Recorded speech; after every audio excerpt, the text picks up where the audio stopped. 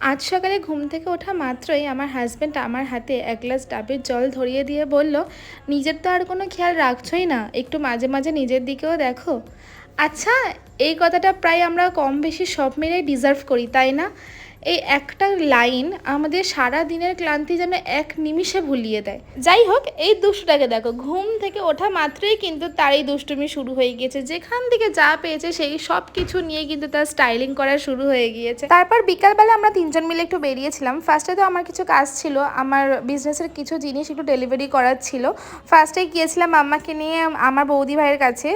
বৌদি ভাইকে তার প্রোডাক্টটা ডেলিভারিও করলাম, আর মাম্মার সঙ্গে আমার ভাইবোর একটু আলাপও করিয়ে দিলাম। ওরা ফার্স্ট টাইম আলাপ করেছে, এর আগে কোনোদিনও আলাপ করেনি। আর মামা কিন্তু আমার দাদা, মানে ওর মামুর কাছ থেকে একটা চকলেটসও পেয়েছিল, সেটা কিন্তু ও ছাড়তেই চাইছিল না। তারপরে গিয়েছিলাম একটু মায়ের সঙ্গে দেখা করতে, মা একটু কফি বানিয়ে দিয়েছিল। দেখা হচ্ছে আবার নেক্সট মিনি ব্লগে। বাই।